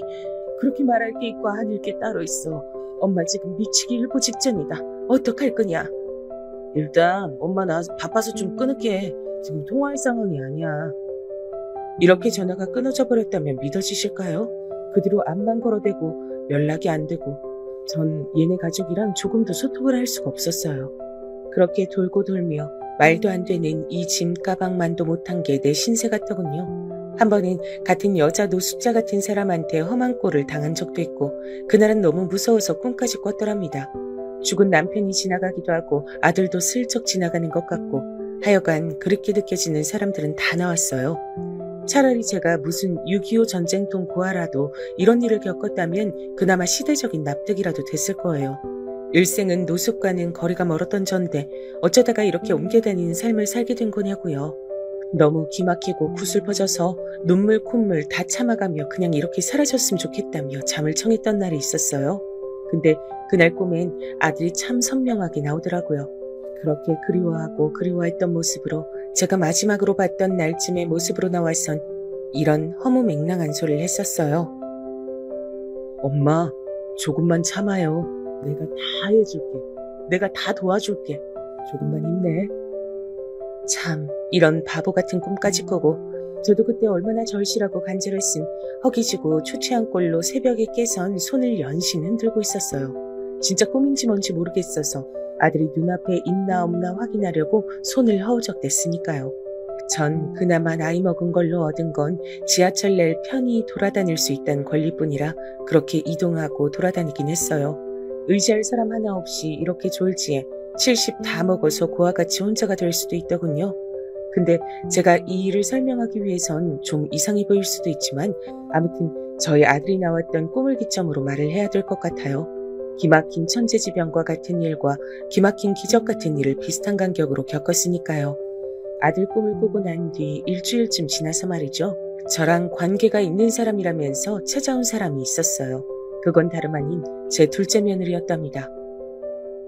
어머니, 실종신고 제 손으로 하면서도 얼마나 놀라고 떨렸는지 몰라요. 대체 어떻게 되신 거예요? 정말이지 찾기 너무 힘들었어요. 무슨 일이라도 나신 줄 알고. 근데 진짜 어떻게 이런 상태가 되신 거예요? 둘째 며느리가 절 찾아서 만나기까진 나름 복잡한 여정이 있었어요. 제가 이쪽 센터로 넘어와서 떠돌다가 또 지역을 달리해서 돌아다니고 있었으니까요. 아니 근데 거두절미하고 신고부터 일단 하길 잘했던 것 같아요, 어머니. 우선 계실 데 없으신 거죠? 저희 집으로 그쪽으로 모실게요. 일단 같이 가셔요. 참 새삼스럽게도 절 어머니라고 부르는 대상에게 나름 치를 떨고 움츠리며 살았던 1년 남짓의 시간이 떠오르더군요. 새롭게 절 또 어머니라고 부르며 나타난 둘째 며느리와는 너무나 행보가 달랐으니까요. 둘째 며느리는 목욕탕부터 끊어주었고 평소 워낙에 무뚝뚝한 애라 할 말만 하는 애였지만 전 그저 눈물이 절로 날 뿐이었어요. 어머니, 얘기는 조금 이따 하고요. 목욕탕부터 우선 다녀오셔요. 전 요 앞 카페에서 기다리고 있을게요. 슬프게도 전 앞선 경험 때문에 많이 나를 서 있었고 경계하고 있었던 것 같아요. 한사코 둘째 며느리한테 이렇게 말하며 매달렸으니까요. 요 앞 어디 가려고? 너도 어디 가야 되냐? 바쁘냐? 어머니, 저 어디 안 가요. 제가 가서 뭘 하겠어요. 어머니 찾으러 왔는데요. 걱정 마시고. 참, 저 이런 거 되게 어색한데. 알겠어요. 그럼 같이 들어갈게요. 가요, 우리. 결국 둘째 며느리는 저랑 같이 목욕탕에 들어왔고 세신까지 붙여줘서 간만에 따뜻한 곳에서 완전히 씻고 시간을 보내줬어요. 생각해보면 둘째 아들이 있던 시절에도 이렇게 목욕탕을 다녀본 적이 없어서인지 저도 뒤늦게 정신이 들고 나서야 좀 부끄럽더라고요. 그리고 나와 둘째 며느리가 사는 작은 아파트로 같이 들어갔고 거기서 얘는 달각거리면서 뭔가를 만들어주더군요. 그리고 슬슬 입을 열기 시작했는데 내내 목이 메어서 뭘 삼킬 수가 없었어요. 이거 천천히 드세요, 어머니. 저 요리 못하는 거 아시니까 이해해 주실 거라고 믿고. 아참, 저기 어머니 형님이랑 같이 사신다고 들었는데 앞만 봐도 평탄한 사정은 아니었나 보네요. 저한테도 어찌 된 건지 말씀 좀 해주세요. 저는 이때도 말하면서 몇 번이나 억울해서 통곡을 하고 숟가락을 내려놓고 연신 얼굴을 감싸고 계속 끄끄 오열을 했어요. 제 어깨가 떨리는 게 제 눈에 보일 정도였으니까요. 다 들은 둘째 며느린 믿을 수 없다는 얼굴이더군요. 그리고 이어가는 말에 내가 완전히 제대로 속았다는 생각을 지울 수 없었어요. 와, 형님 이거 진짜 윗사람이라고 존대할 자격도 없는 인간이네요. 저한테는 자꾸 사별했으니 다른 삶을 살라는 둥 하도 참견에 대해서 제가 무시했거든요. 저도 뭐 그 생각을 안 한 건 아니었는데 형님이 자꾸 저보고 어머니 모시고 평생 살 거 아니면 족보 복잡하게 하지 말고 동서인생 살라고 참견질이었거든요. 뭐라고? 큰애가 그렇게 말을 했단 말이야? 저한테 큰며느리가 지 동생에 대해서 하던 말이랑 너무 달라서 정말이지 순간적으로 믿기질 않았어요. 저는 형님 원래 성격 지멋대로인 거 알아서 별로 안 친했거든요.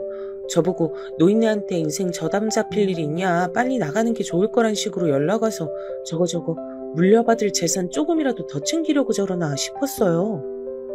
여기까지 듣고 있으려니 벌어진 입이 다물어지질 않더라고요. 둘째는 계속해서 말했어요.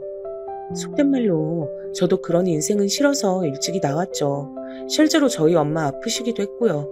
근데 저도 우리 남편이랑 추억도 있고 가끔 생각날 때쯤 뵙는 게 좋겠다고 했어요. 그래서 어머니 생신도 다가오니 연락해봤는데 연결이 잘 안 되더라고요. 형님도 전화를 다 바꿔버렸는지 통화가 안 되고 좀 이상했어요. 이쯤 들으니 제가 겪은 사건들이 생각나면서 저도 모르게 호흡이 마구 가빠지기 시작했죠. 진짜 견디기 힘들 정도로 다시 화가 밀려오더라고요. 그래도 나름 찾아봤는데 형님 아주 잘 살고 계시던데요. 전 여기서 정말 토할 뻔했지 뭐예요. 큰며느리네 근황이 궁금했던 건 저도 마찬가지였으니까요. 몇 번이나 그 공항에서 벌어지던 날을 헛꿈꾸고 헛소리를 해가며 잊지 못했거든요. 뭐야? 어떻게 하고 있는데? 장난도 아니더라고요. 형님이 뭐 연락처 다 바꿔버리고 했을지언정 저한텐 진우 SNS 계정 아이디가 있어서 그걸로 근황을 찾아봤어요. 확실히 아주버님은 바쁘셔서 그런지 근황 언급이 안 됐고 형님은 아주 호화롭게 사시던데요.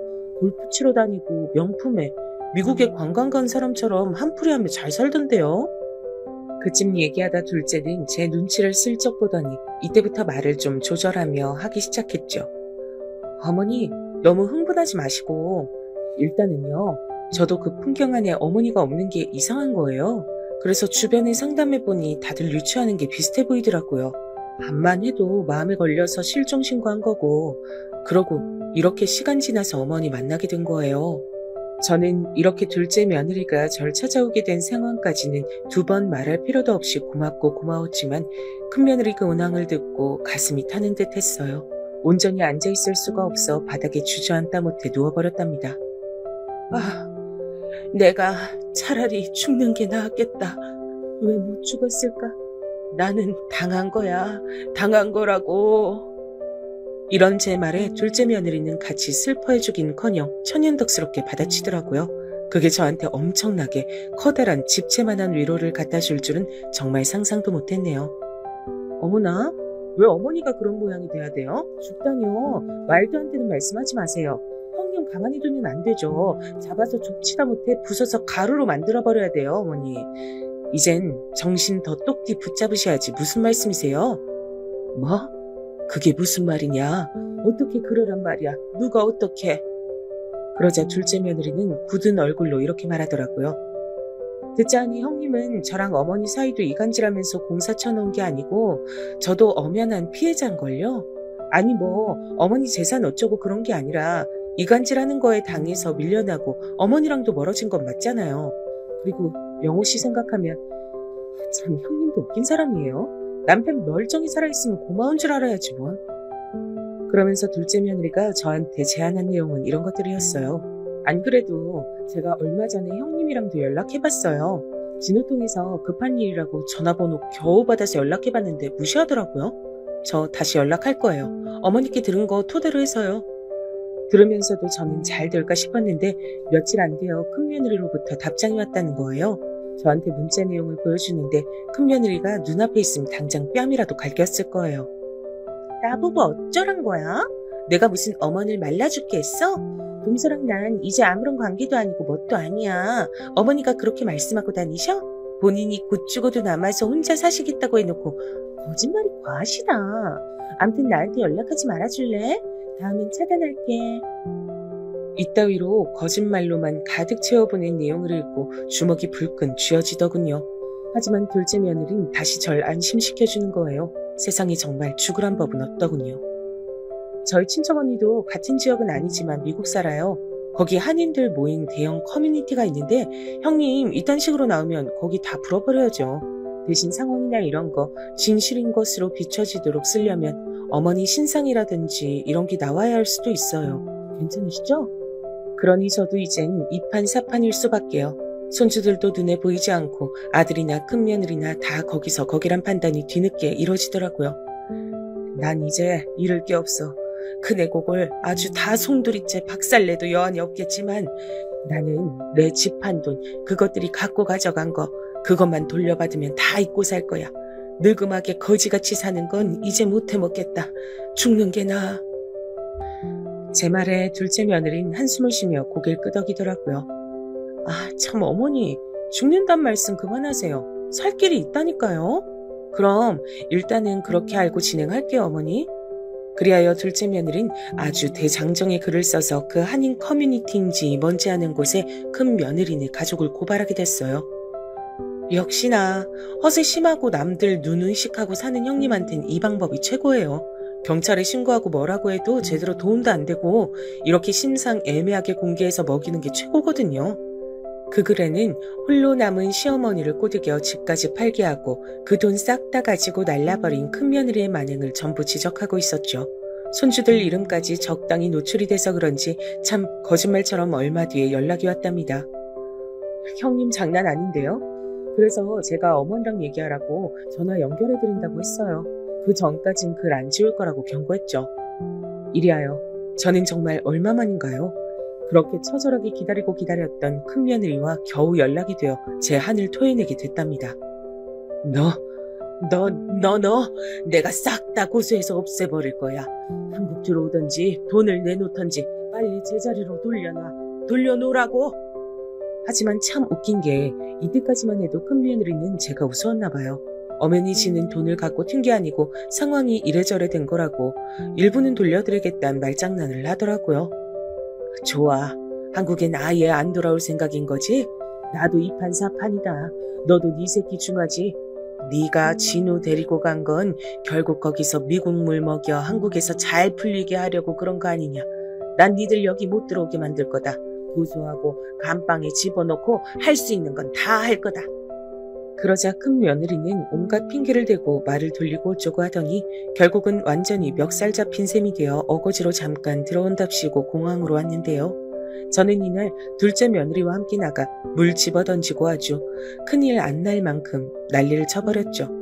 독이 올라 눈이 실뻘개진 저에게 모자를 쓰고 주춤거리며 눈치를 보던 큰 며느린 첫말을 이딴 식으로 했거든요. 아휴, 진짜 이게 무슨... 근데 돈을 지금 당장 다 드릴 순... 어머니 이거 놔주세요. 못 놔줘? 나는 못 놔준다. 다 내놓을 때까지 넌 비행기도 못하게 만들 거야. 내놔. 당장 이 자리에서 다 보내. 네 발로 기어들어와서 날 말날 생각을 해놓고 그걸 그렇게 넘어갈 수 있을 줄 알았냐 이년아. 아들놈이고 너고 이제 나랑 끝이야. 돈이나 쳐내놔 빨리. 이리하여 큰며느린 저를 그렇게 무심하게 버리고 갔던 공항에서 엉망진창 개망신을 당했죠. 주변에서 말리는 사람들이 있어 저도 적당히 붙들고 놔주지 않았고 둘째 며느리도 옆에서 나란히 윽박질렀어요. 형님, 어쩜 그렇게 저한테 당당히 글을 지워달라 하세요? 이거 범죄예요. 진짜 겁도 없으시다. 막말로 어머니 잘못되길 바랬던 거 아니에요? 이야, 이거 진짜 말도 안 되는 일인데 어떻게 그러고도 당당하게 명품으로 휘감고 놀러다니는 사진들을 올려요. 목숨이 뭐 한 8개쯤 되시는 거예요? 이렇게 이죽거리며 놀리는 둘째에게 큰애는 분한 기색을 내보였지만 별 수 있나요? 정말 더 놀라웠던 건 이때조차도 큰아들은 같이 들어오지 않고 큰 며느리만 들어왔던 거예요. 전 정말 자식 복이 없나 싶어요. 둘째 아들은 먼저 갔지 큰아들은 죽은 건지 산지도 알 수 없지 행방을 모르니까요. 그나마 제가 지금 살 소망이 있는 건 큰 며느리로부터 재산을 거의 99% 돌려받았기 때문이죠. 그리고 둘째에게 얼마 줬는데 바로 선을 긋더라고요. 아니에요 어머니. 그럼 저 용돈만 주세요. 딱 100만 원만 주시면 되겠다. 그죠? 그 이상은 됐어요. 서로 부담스럽잖아요. 그러고 자기 할 일은 끝난 것 같다며 한동안 또 연락이 없더라고요. 전 이후로 작은 아파트를 얻어서 살고 있고 벌써 이 일도 몇 년 지난 일이 됐네요. 아무쪼록 죽기 전까지 돈 잘 붙들고 살아야 하고요. 어디건 등쳐먹는 일 안 당하도록 주어진 분수 내에서 절약하며 조심하며 살아야 한다고 생각해요. 가끔 아들 생각이 날 때 둘째 며느리 만나서 같이 밥 먹는 정도만 하고 있어요. 마지막으로 만난 것도 벌써 4, 5개월 됐고요. 인생의 끄트머리라고 생각했던 시점이라 할지언정 진짜 끝은 언제 올지 모르는 것이라고요. 제가 너무 마음 놓고 있다가 자식 부부한테 뒤통수 거하게 얻어맞고 나니 참 아이러니하게도 다시 삶에 대해 욕심이 생기네요. 죽을 때까지 뭐 하나라도 더 알고 깨끗하게 마무리하고 가고 싶다는 생각뿐이에요. 여기까지 가파른 저의 인생 얘기를 들어주셨네요. 모두 참으로 고맙고 감사한 마음뿐입니다. 그럼 다들 건강하세요.